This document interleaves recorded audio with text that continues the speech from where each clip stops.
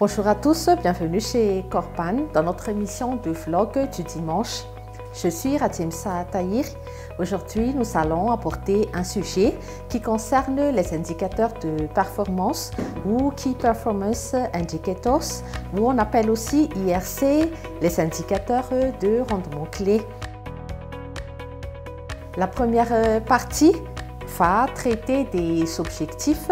Dans la seconde partie, nous allons élaborer des rendements stratégiques pour des départements, des services où vous intervenez avec des exemples. Restez jusqu'à la fin.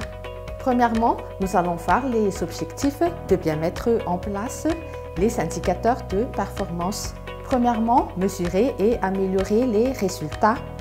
Quand vous faites des réunions avec l'équipe, vous avez avec vous les tableaux de bord.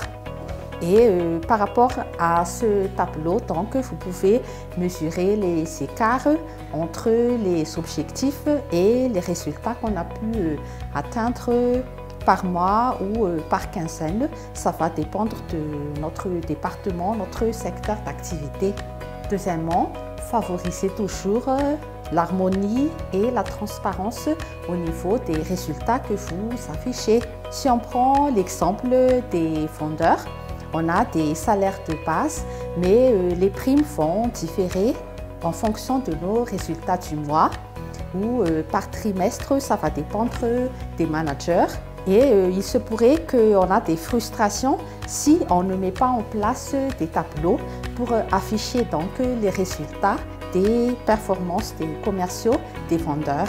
Et troisièmement, donc, avec les résultats affichés sur les tableaux, on peut identifier les problèmes et trouver par la suite des solutions. Dans cette première partie, donc, nous avons pu voir comment est-ce qu'on peut interpréter les résultats par rapport aux indicateurs de performance qu'on affiche sur nos tableaux.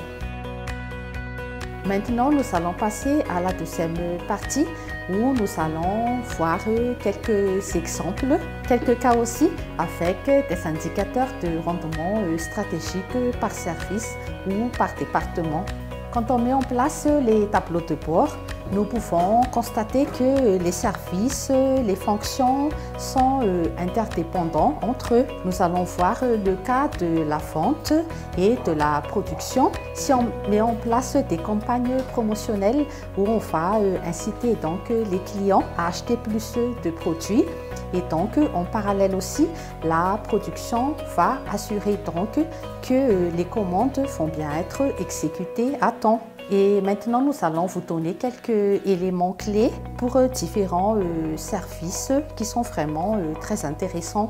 Au niveau de la finance, nous avons les revenus et les marges, la prise de commande et les livraisons. Pour le département vente, il faut toujours mesurer le temps de conversion.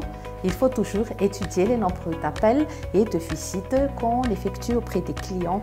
Et pour le département marketing, évaluer nos performances de trafic par rapport aux réseaux sociaux, par rapport au site web.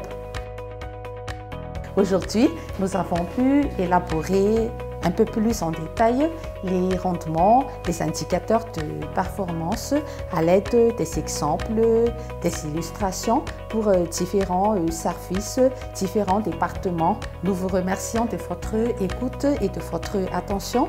Et à titre de rappel, toujours chez Corpan, nous faisons des recrutements, des formations. Si vous avez des besoins, n'hésitez pas de nous contacter. Et comme on parle d'indicateurs de performance, si vous avez des besoins organisationnels ou des besoins sur des prises de décision, n'hésitez pas de nous contacter. Nous pouvons vous proposer des services de consultance. Merci encore, restez branchés et connectés. On se revoit sur une autre vidéo. À bientôt.